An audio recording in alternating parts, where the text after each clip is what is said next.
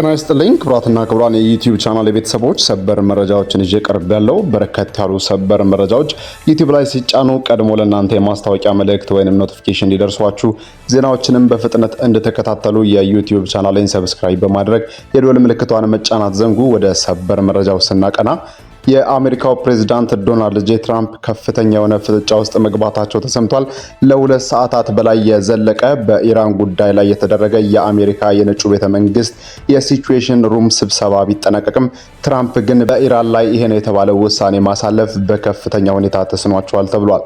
ከኢራን ጋር ስምምነት ደርሰናል፣ ልንፈርመው ተቃርቤያለሁ እየለመኑ ነው በማለት ቢናገሩም ኢራን አቤት ውሸት፣ ምንም አይነት ስምምነት ላይ አልደረስንም፣ ገና የተራራቅንባቸው ጉዳዮች ብዙ ናቸው ብለዋል። በዚህም ባሻገር የሲኤንኤን ተንታኞች ያወጧቸው ዝርዝር መረጃዎችም እጅግ አስገራሚና ፕሬዝዳንት ትራምፕ ከፍተኛ ውጥረት ውስጥ እንደሚገኙ የሚያመለክት ነው። በርካታ አስገራሚ መረጃዎችም እየተሰበሰቡ ነው። በዝርዝር የማስደምጣቸው ይሆናል። የሲአይኤ የቀድሞ አባል በጉዳዮች ዙሪያ በሰጡት ሰፊ ትንታኔ የአሜሪካው ፕሬዝዳንት ዶናልድ ጄ ትራምፕ ከፍተኛ ውጥረት ውስጥ መሆናቸውና ምርጫ አልባ መሆናቸውን ያመለከተ ሆኗል። በዝርዝር ይህንንም ጉዳይ የማስደምጣቸው ይሆናል። እስከ ፍጻሜው ቆዩ። ዝርዝሩን አድምጡ ግብዣይ ነው።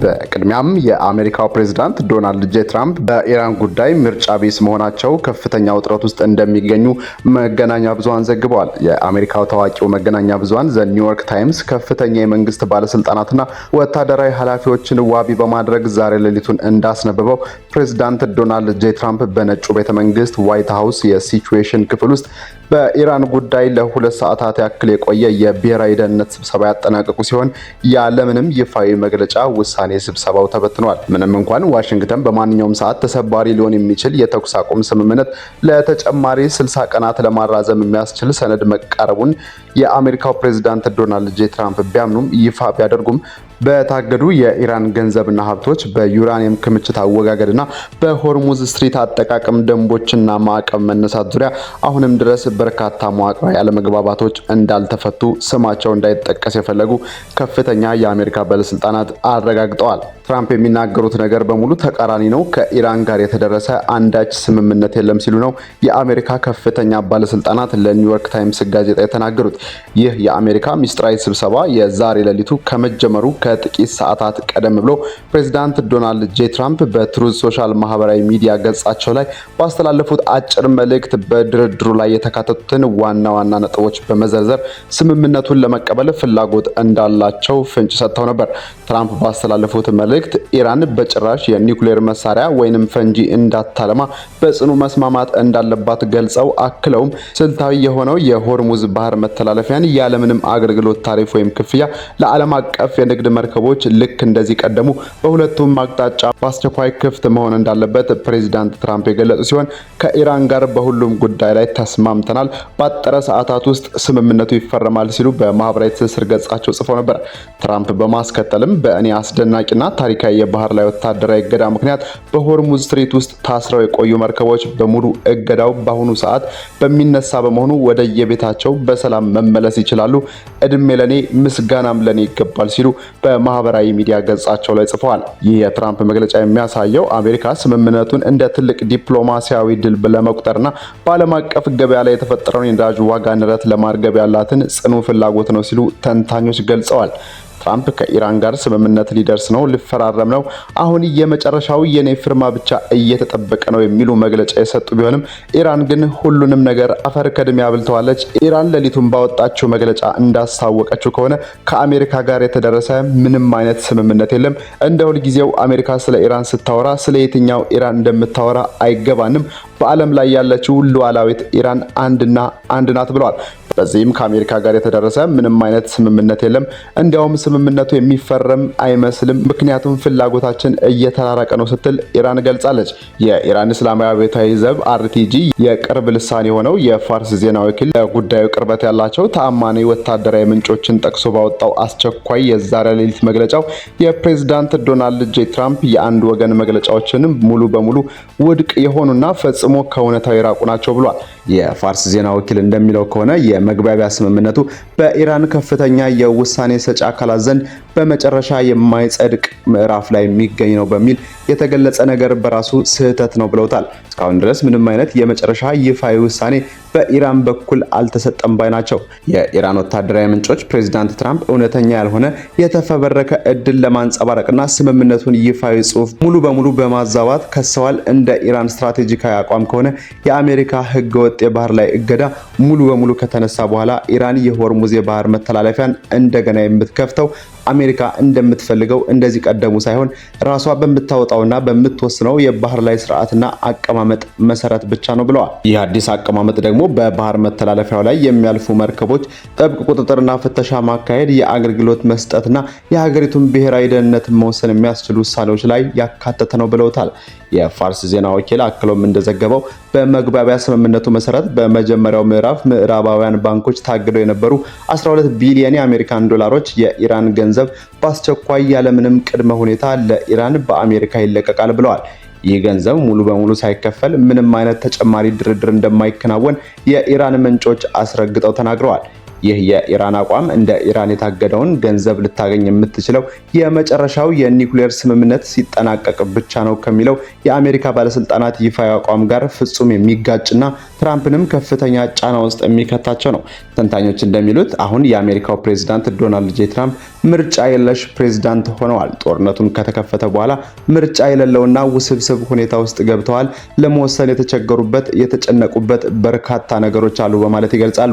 ኢራን ምንም እንኳን ጦርነቱን በከፍተኛ ጉዳት ቢደርስባትም ነገር ግን የማታ ማታ መደራደሪያ የሆኑ ከባድ ነጥቦችን ይዛ ከዚህ ጦርነት ለመውጣት እየጣረች ነው ይላል። ፕሬዝዳንቱ ግን አሁን የተናገሩትን ምሽት አለመድገማቸውና እሳቸው ደረስኩ ያሉትን ስምምነት ሲናገሩ ኢራን አቤት ውሸት እያለች መምጣቷንም በተደጋጋሚ ፕሬዝዳንቱ ምርጫ የለሽ ቅርቃር ውስጥ መግባታቸውን ለዓለም ያጋለጠ ነው ብለውታል። የኢራኑ ታስሊም የዜና ወኪል ባወጣው ሰፊ ትንታኔ እንዳለው የፕሬዝዳንት ዶናልድ ጄ ትራምፕ መግለጫዎች በከፍተኛ ጥርጣሬ ሊታዩ እንደሚገባና ይህ የፕሬዝዳንቱ ሁልጊዜ የሚያሳዩት የአንድ ወገን ፕሮፓጋንዳ ባህሪ አካል መሆኑን ገልጸዋል። የታስኒም ዘገባ እንደሚለው ከሆነ የአሜሪካ የባህር ላይ እገዳ መነሳት አሜሪካን ባለፉት ሳምንታት ስትፈጽመው የነበረውና የተኩስ አቁም ስምምነቱን የሚጥሰውን ህገወጥ ወታደራዊ ድርጊት በአስገዳጅ ሁኔታ ማቆም አለባት ብለዋል። በአረቡ ዓለም ዘንድ ታዋቂ የሆነው አልአረቢያ የተሰኘው የዜና ማዕከል የኢራን ዲፕሎማሲያዊ ምንጭን ጠቅሶ እንደዘገበው በሁለቱ ወገኖች መካከል በርካታ ጉዳዮች ላይ ከባድ ልዩነቶች እንዳሉና በአሜሪካና በኢራን መካከል ሊፈረሙ ነው የተባለው ሰነድ ምንም አይነት የሚያቀራርብ ነገር ጭምር እንደሌለው በይፋ አስታውቀዋል። ምንጩ ጨምሮ እንደገለጸው በሆርሙዝ ስትሪትና በሊባኖስ ጉዳዮች ላይ ሰፊ የጋራ መግባባት ያለ ቢሆንም ትራምፕ የኢራንን የደነደነ የዩራኒየም አውጥተን እናጠፋዋለን በሚል የሰነዘሩት ጥያቄ ፍጹም የቅዠት ምኞት ተደርጎ በኢራን በኩል እንደተወሰደ አመላክቷል። የኢራን ከፍተኛ የፖለቲካ መሪና ስትራቴጂካዊ ምክር ቤት አባል የሆኑት ሞሐመድ ሬዛይም ፕሬዝዳንት ዶናልድ ጄ ትራምፕና የእስራኤሉን ጠቅላይ ሚኒስትር ቤንያሚን ኔታንያሁን ወንጅለው ሁለቱ መሪዎች የኢራን እስላማዊ ስርዓት ለመጣልና በቀጠናው ላይ አዲስ ምዕራባውያን የበላይነት ያለውን ስርዓት ለመጫን እያለሙ ነው ሲሉ ከሰዋል። ሬዛይ ጠንከር ያለ ማስጠንቀቂያ በመስጠት ኢራን የአሜሪካን ህገወጥ የባህር ላይ እገዳ በድርድር ካልሆነ ቀጥተኛ በሆነ ወታደራዊ እርምጃ በመጠቀም በቀናት ውስጥ ታስቆመዋለች በማለት የገለጹ ሲሆን ይህ እገዳ ከተቀመጠለት የጊዜ ገደብ ላይ የሚቀጥል ከሆነ የኢራን ጦር ኃይሎች እገዳውን ለመስበር ሲባል ቀጥተኛ የሚሳኤል ጥቃት ከቀናት በኋላ በአሜሪካ የጦር መርከቦች ላይ ይጀምራሉ በማለት አስታውቀዋል። የኢራን እስላማዊ ሪፐብሊክ የውጭ ጉዳይ ሚኒስትር አባስ አራግቺም በበኩላቸው ከኦማናቸው ጋር ባደረጉት አስቸኳይ የስልክ ውይይት የመጨረሻ የሰላም ስምምነት ሊደረስበት የሚችለው አሜሪካ የምትከተለውን የተሳሳተ ወታደራዊ ስልትና አካሄድ በአስቸኳይ ስትቀይር ብቻ መሆኑን አስገንዝበዋል። ሚኒስትሩ አሜሪካ የምታቀርባቸው ከልክ ያለፉ ፍላጎቶችና በተደጋጋሚ የምትቀይራቸው ወታደራዊ አቋሞቿን በጽኑ የሚኮንኑ ናቸው ብለዋል። በተመሳሳይ ሰዓት የኢራን ከፍተኛ ተደራዳሪና የፓርላማ አፈ ጉባኤ መሐመድ ባገር ቃልፍ በማህበራዊ ትስስር ገጻቸው ላይ ባስተላለፉት እጅግ አስገራሚና ጠንከር ያለ መልእክት ኢራን በአሜሪካ ከወገን ላይ ቅንጣት ያክል እምነት እንደሌላት በይፋ ድጋሚ አስታውቃለሁ ብለዋል። ቃሊባ ሲናገሩ እኛ ኢራናውያን የምንፈልገው ጥቅምና ስምምነትን የምናከብርበት በድርድር መድረክ ሳይሆን በሀገራችን የሚሳይል አቅሞች ነው። አሁንም ቢሆን አሜሪካ ተኩሷን አቁማ ወደ ድርድር የመጣች ሚሳይሎቻችንን መቋቋም ስላልቻለች ነው ብለዋል። ሌላ ምንም አይነት አስገዳጅም ኢራንም ወደ ድርድር ጠረጴዛ አላመጣትም ብለዋል። በድርድር መድረክ ላይ እኛ የምናደርገው ነገር ቢኖር እውነታውን ለነሱ በሚገባ እንዲረዱት በማድረግ ብቻ ነው ብለዋል። በጉባኤው አክለውም የኢራንን በብሔራዊ መመዘኛ ቃላት ወይም ዋስትናዎች ሳይሆኑ በተግባር የሚታዩ እርምጃዎች ብቻ መሆናቸውን የጠቀሱ ሲሆን እኛ እንደ ትራምፕ ስንዝትና ስንቆጣ አንውልም። ወታደራዊ እርምጃ መውሰድ ካለብን በሰዓታት ውስጥ መውሰድ ያለብንን እንወስዳለን ብለዋል። ማንኛውም ስምምነት እውነተኛ አሸናፊ ስምምነቱ ከተፈረመበት ማግስት ጀምሮ የሚቀጥለው ታላቅ ጦርነት ራሱን ይበልጥ አዘጋጅቶ የሚገኘው ወገን ብቻ ነው በማለት የኢራን ጠንካራ አቋም ይህ ነው ብለዋል። ለድርድሩም ከሚገባው በላይ ዝግጁ ነን፣ ለጦርነትም ከሚገባው በላይ ታጥቀን ዝግጁ ነን ብለዋል። የኢራን የውጭ ጉዳይ ሚኒስትር ቃል አቀባይ እስማኤል በቃይ በበኩላቸው ለሀገሪቱ መንግስታዊ ቴሌቪዥን ጣቢያ በሰጡት ሰፊ መግለጫ ከአሜሪካ ጋር የሚደረገው በተዘዋዋሪው መንገድ እየተከናወነ የሚገኘው የደብዳቤ ልውውጥ መቀጠሉን ቢያረጋግጡም እስካሁን ግን ምንም አይነት የመጨረሻ ስምምነት ከአሜሪካ ጋር አለመደረሱ ሊታወቅ ይገባል ብለዋል። ቃል አቀባዩ ኢራን ከውጭ ሀገራት የምታገኘውን ማንኛውንም አይነት ትዕዛዝ ሙሉ በሙሉ ውድቅ ያደረጉ ሲሆን በአሁኑ ወቅትም ምዕራባውያን በኢራን ላይ የሚጠቀሙባቸውን ጠንካራ የቃላት አጠቃቀሞች በከፍተኛ ሁኔታ የሚያወግዙ ናቸው ብለዋል። እኛም መደረግ አለበት ወይንም መስለው የምዕራባውያን የአስገዳጅ ቃላት አጠቃቀም ጋር ከተለያየንና ከተሰናበትን በትክክል 47 ዓመታት ተቆጥረዋል። 47 ዓመታት ኢራን ራሷን አስከብራ ለምዕራባውያን ትዕዛዝና እገዳ እጅ ሳትሰጥ ቆይታለች ብለዋል። ማንም የምዕራባውያን ወገን ስለ እስላማዊቷ ሪፐብሊክ ኢራን በሚናገርበት ወቅት የአስገዳጅ ቃላትን ሊጠቀም ፈጽሞ አይችልም። አሜሪካንም ከኛ ጋር እየለመናት ሳይሆን እየተደራደረች ነው ብለዋል። እኛ የራሳችን ብሔራዊ ውሳኔዎችን የምናስተላልፈው የኢራንን ሕዝብ ዘላቂ ጥቅምና መብቶችን መሰረት በማድረግ እንጂ ሌላ ጉዳዮችን ከግምት በማስገባት ለስልጣናችን በመስጋት አይደለም ባይ ናቸው።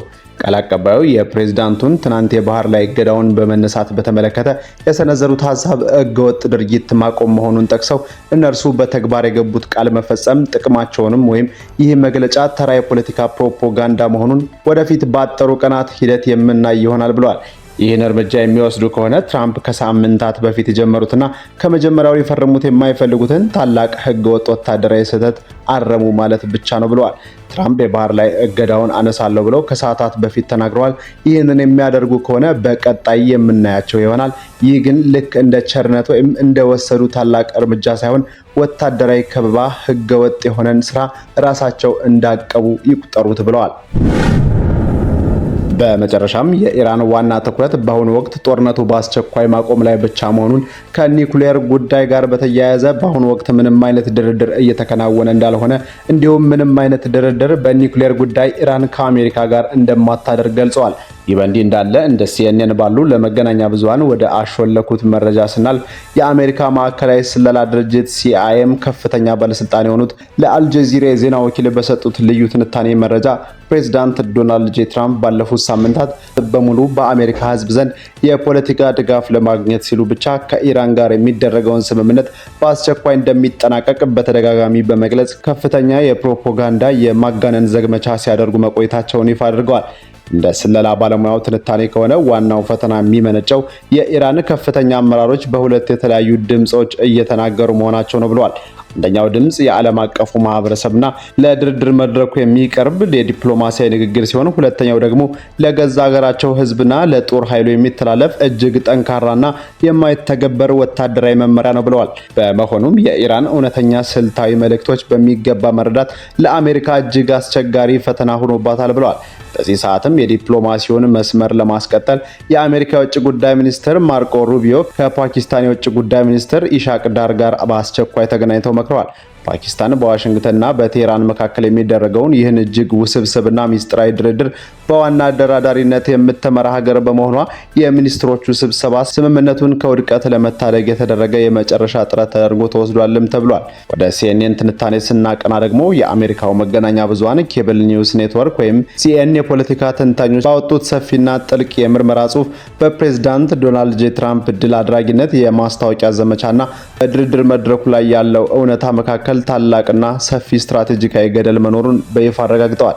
ትራምፕ በትሩዝ ሶሻል ማህበራዊ ሚዲያ ገጻቸው ባስተላለፉት መልእክት የሆርሙዝ ስትሪት መከፈቱን፣ የወታደራዊ እገዳውን መነሳቱም እንዲሁም የኢራን ኒውክሌር መደምሰሱን እንደ ትልቅ ስኬት በተደጋጋሚ ሲያውጁ ቢደመጥም ነገር ግን የችግሩ ዋና መሰረት ግን ኢራን ራሷ ይህንን ስምምነት እስካሁን በይፋ አለማረጋገጧና ሁሉም ኢራን ወታደራዊ መዋቅር ሆነ ፖለቲካዊ መዋቅር ውስጥ ያሉት ባለስልጣናት ውሸት በማለት ማስተባበላቸው ነው። በዓለም አቀፉ ዲፕሎማሲ ውስጥ የውሳኔ አሰጣጥ ሂደት ራሱ ትልቅ ስትራቴጂካዊ መሳሪያ ነው ያለው የሲኤንኤን ትንታኔ ኢራን የመጨረሻውን የስምምነት ሰነድ ለአሜሪካ ስታስረክብ በጥንቃቄ ይዛ መቆየቷን በትራምፕ የፖለቲካ ግፊት ላይ እየሰነዘረችው ታላቅ ስትራቴጂካዊ ትዕግስት ማሳያ ነው ብለውታል። ትራምፕ በተቻለ ፍጥነት ስምምነቶችንና የጊዜ ሰሌዳዎችን ለአሜሪካ መራጮች ለማብሰር ቢጣደፉም ኢራን ግን ስምምነቱን የሚፈርመው ወገን ሙሉ በሙሉ ሳይስማማበት ምንም አይነት ስምምነት በምድር ላይ ሊኖር እንደማይችል ለዓለም እያሳየች ከመሆኑም በላይ ስምምነቱም ሆን ብላ እያዘገየች ፕሬዚዳንት ትራምፕ በአሜሪካ ሕዝብ ዘንድ እያሳጠቻቸው እንደሆነ ተገልጿል። ትራምፕ ወደ ጦርነት ለመግባት ምንም አይነት ፍላጎት እንደሌላቸው በመግለጽ በተደጋጋሚ ከባዱ ውጥረት ውስጥ መሆናቸውን እየተነገረ ሲሆን ወደ ጦርነትም ሆነ ወደ ስምምነት ለመመለስ ያልቻሉት ፕሬዚዳንት ትራምፕ ውሳኔ በማጣት ሲቹዌሽን ሩም የ2 ሰዓታት በላይ የዘለቀ ስብሰባቸውንም ጭምር ቢደመድሙም በኢራን ጉዳይ ይሄ ነው የሚባል ትርጉም ያለው ውሳኔ ማስተላለፍ እንዳልቻሉ ተዘግቧል። ስለተከታተላችሁኝ እጅግ አድርጌ አመሰግናለሁ። አንደበት መረጃ በሌሎች መረጃዎች ትመለሳለች። ቻናሉን ሰብስክራይብ በማድረግ የደወል ምልክቷን መጫን አይርሱ። ሰላም ሁኑልን።